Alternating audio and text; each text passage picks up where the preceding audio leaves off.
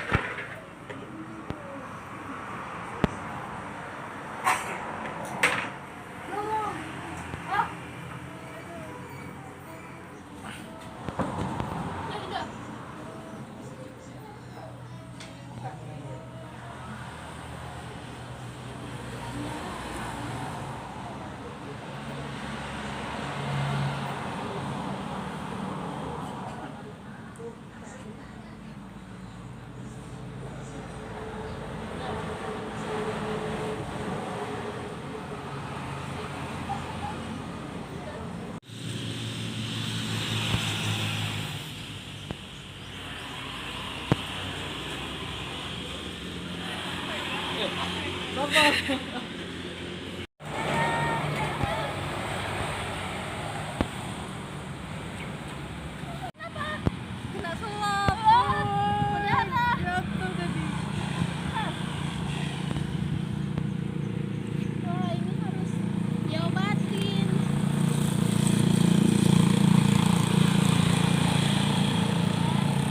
Lukanya harus diobatin.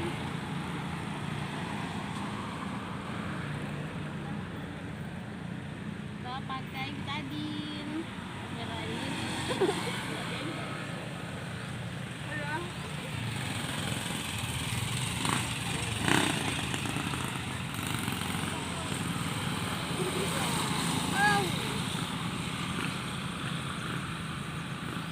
Dan pakai perban untuk mengurangi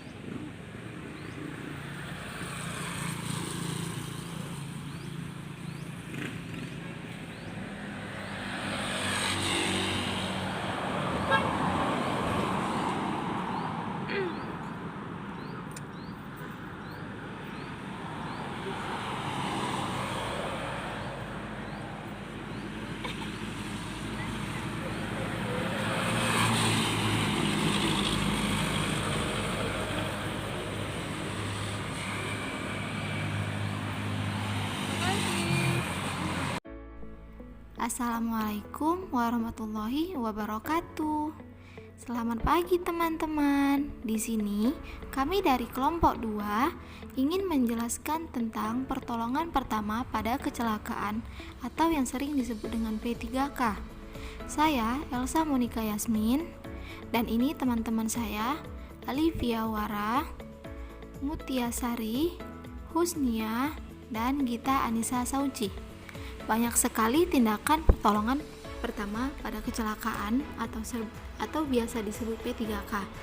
Yang pertama ada pingsan, tersengat listrik, patah tulang, gangguan pernapasan, gigitan binatang, kram, keracunan, tenggelam. Dan baiklah, saya akan menjelaskan terlebih dahulu tentang keracunan makanan. Pernahkah kalian melihat orang atau menjumpai orang yang sedang makan lalu tiba-tiba pingsan, kejang-kejang, dan sakit perutnya? Apa jangan-jangan dia keracunan ya? Jangan sembarangan dulu. Mari kita simak penjelasan berikut. Menurut John ID tahun 2011, keracunan makanan adalah suatu penyakit yang terjadi setelah menyantap makanan yang mengandung racun, berasal dari bahan-bahan yang terjadi akibat pembusukan makanan dan bakteri. Gejala korban yang keracunan makanan atau minuman yaitu mual, muntah, keringat dingin, dan wajah pucat kebiruan. Pertolongan pertama pada keracunan makanan. Hal yang harus kita lakukan terlebih dahulu untuk menolong korban yang sedang keracunan makanan. Yang pertama, kita minumkan air putih yang banyak dan pemberian larutan air yang telah dicampurkan dengan garam. Lalu, untuk tindakan kegawat daruratannya, yang pertama, tindakan untuk menolong korban jiwa atau pre-hospital.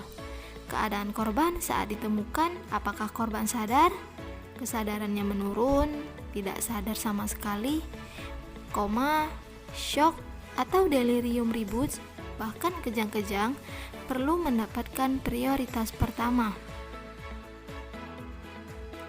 Prioritas pertama dalam menolong korban dalam keadaan seperti ini adalah tidurkan korban terlentang dengan kepala dimiringkan, bersihkan jalan nafas termasuk mulut, hidung, dan bagian belakang mulut dari lendir, muntah, ludah, dan sisa racun jika masih ada. Yang terakhir, kirim segera ke rumah sakit sambil terus menolong pernapasannya dengan nafas buatan. Jika diperlukan pengiriman ke rumah sakit, sebaiknya disertai bahan yang dapat dianalisis untuk menunjukkan jenis racunnya seperti muntahannya atau lendiran dari muntahan tersebut. Gejala yang mungkin saja muncul beserta tindakannya. Yang pertama, delirium. Penderita ini akan sulit diatur. Tindakan yang perlu dilakukan adalah lindungi penderita dari luka fisik seperti jatuh, memukul, dan sekitarnya. Yang kedua, shock. Keracunan dengan gejala shock terjadi tiba-tiba karena terjadinya kekurangan darah di otak atau hipoksia, pernapasan terganggu berat, dan bau tidak sedap yang menyengat.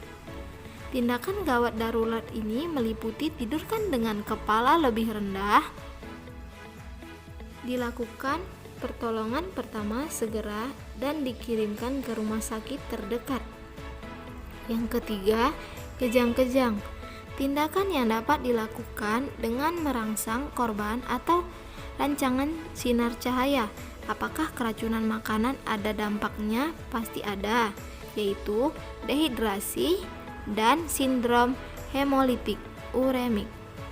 Dehidrasi adalah kondisi tubuh ketika kekurangan lebih banyak cairan dari yang didapatkan, sedangkan sindrom hemolitik uremik adalah gejala yang disebabkan oleh pecahnya pembuluh darah merah. Pertolongan pertama pada kecelakaan, yang kedua ada gigitan binatang atau sengatan binatang. Gigitan binatang merupakan alat dari binatang tersebut untuk mempertahankan diri dari lingkungan atau sesuatu yang mengancam keselamatan jiwanya. Gigitan binatang terbagi menjadi dua jenis. Yang pertama berbisa dan yang kedua yang tidak berbisa. Pada umumnya, risiko infeksi pada gigitan binatang lebih besar daripada luka biasa. Gejala yang dimiliki dari sengatan binatang juga gigitan binatang tersebut mengandung racun. Biasanya didapatkan gejala sesak atau susah napas nyeri, dan bengkak pada bekas gigitan atau sengatan tersebut. Biasanya juga sering timbul bercak-bercak merah di tubuhnya. Pertolongan pertama pada sengatan binatang yaitu pertama, kita cucilah bekas gigitan atau sengatan binatang dengan air yang mengalir. Yang kedua, jika terjadi pendarahan atau darah yang keluar terlalu banyak, pasanglah perasat darah atau ikat antara luka. Yang ketiga, penderita jangan banyak bergerak. Yang keempat, dapat dilakukan dengan penghisapan pada luka secara berulang dan diludahkan darahnya keluar supaya racun bisa dikeluarkan dari tubuh. Yang kelima, tutup luka dengan kain bersih atau kasa steril. Yang keenam, usahakan selekasnya pengangkutan ke dokter atau ke rumah sakit terdekat. Pertolongan pertama pada kecelakaan yang lainnya akan dilanjutkan oleh teman-teman saya. Assalamualaikum warahmatullahi wabarakatuh. Nama saya Gita Anissa Sauci. Di sini saya akan menjelaskan video singkat tentang kecelakaan yang mengakibatkan pingsannya korban. Jika pada saat kita ingin menolong orang yang pingsan, yang pertama kita lakukan adalah baringkan korban dan tinggikan tungkai lebih di atas jantung. Selanjutnya, yang kedua, longgarkan pakaian agar pernapasan korban menjadi lancar. Yang selanjutnya, yang ketiga, periksa kembali korban dan beri selimut. Seterusnya, jika korban belum sadar juga, bila tak segera sadar, cek nafas dan nadinya korban. Yang kelima, jika kondisi sudah stabil, segera rujuk ke instansi kesehatan terdekat, misalnya rumah sakit. Nah, itu yang dapat saya sampaikan tentang pertolongan P3K pada orang pingsan akibat kecelakaan. Terima kasih. Yang selanjutnya tips menolong orang tenggelam.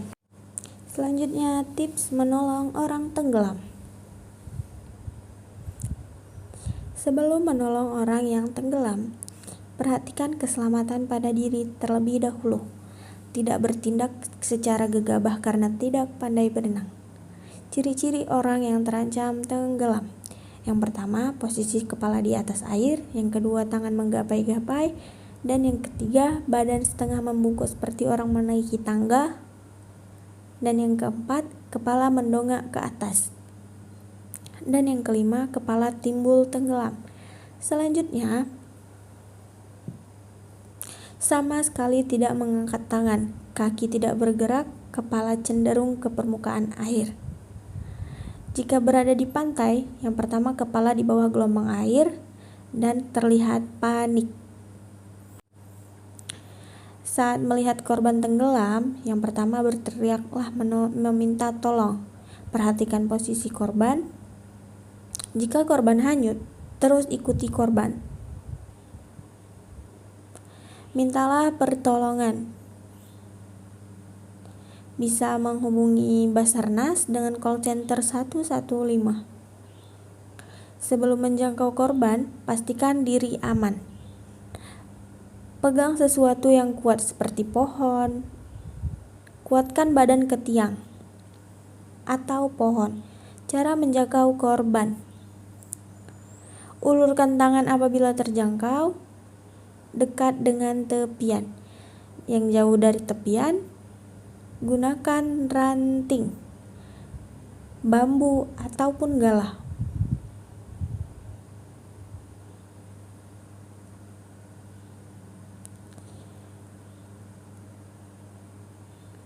Menghentak perlahan, bukan, tapi perlahan dan tenang, agar dapat menyelamatkan korban. Atau bisa juga dengan melemparkan pengapung ataupun benda mengapung seperti ban contohnya, botol, tiropom, papan kayu, untuk menolong korban. Karena kalau misalnya ban di atas air itu kan mengapung kurang dari 1 meter. Apabila tidak dapat menjangkau dari tepian, dekati korban dengan alat yang dapat mengapung, seperti sampan, boot mungkin, ataupun bambu. Lakukan dengan hati-hati. Bimbing korban dengan tenang. Stabilkan dan bergerak bersama ke tempat yang aman. Pertolongan menggunakan benda-benda seperti itu. Jika menggunakan perahu atau papan, naikkan korban dengan hati-hati. Dan yang selanjutnya, menolong dengan cara berenang. Harus memiliki kemampuan berenang yang baik, bukan sembarang bisa.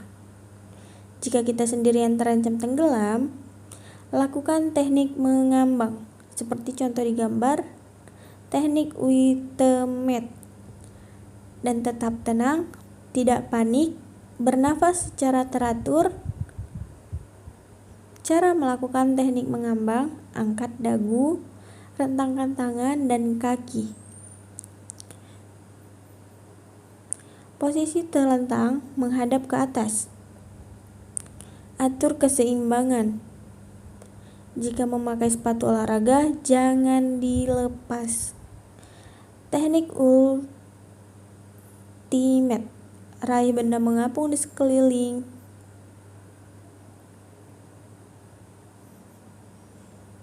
Jangan banyak bergerak untuk menghemat tenaga, karena di dalam air banyak memakan tenaga. Tetaplah berhati-hati dan utamakan keselamatan.